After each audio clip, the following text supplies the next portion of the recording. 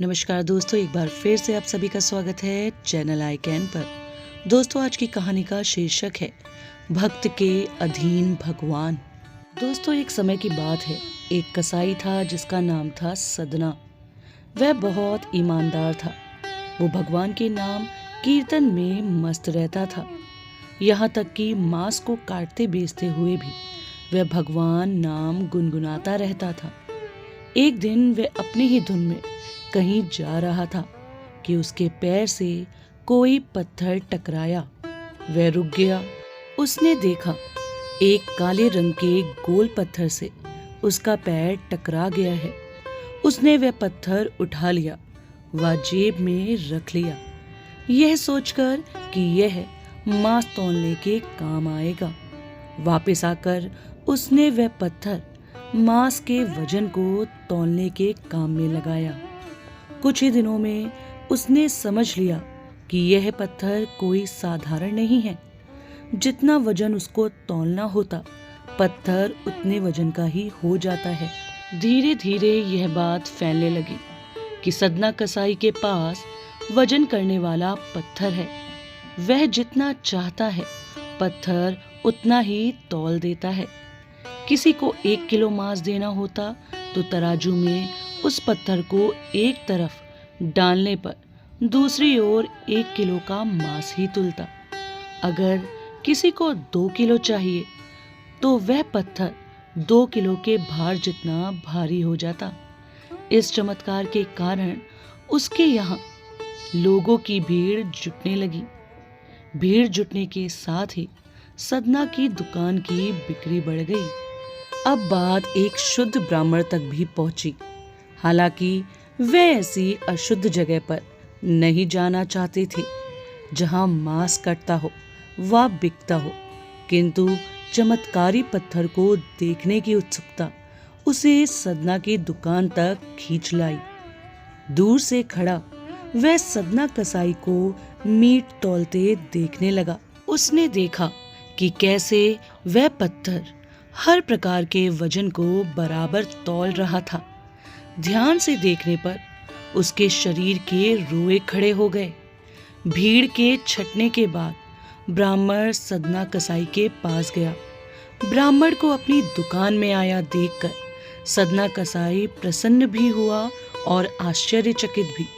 बड़ी नम्रता से सदना ने ब्राह्मण को बैठने के लिए स्थान दिया और पूछा कि वह उनकी क्या सेवा कर सकता है।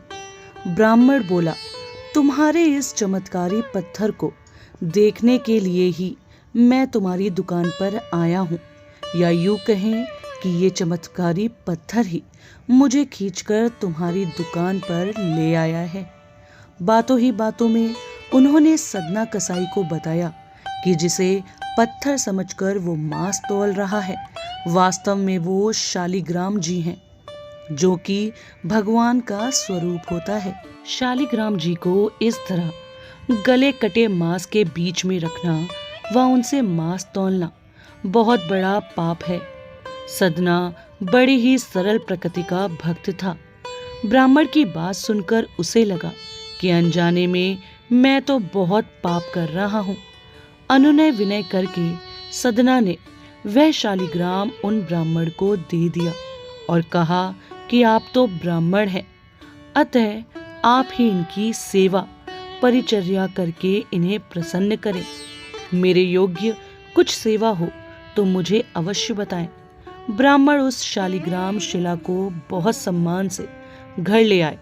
घर आकर उन्होंने श्री शालिग्राम को स्नान करवाया, पंचामृत से अभिषेक किया व पूजा अर्चना आरंभ कर दी।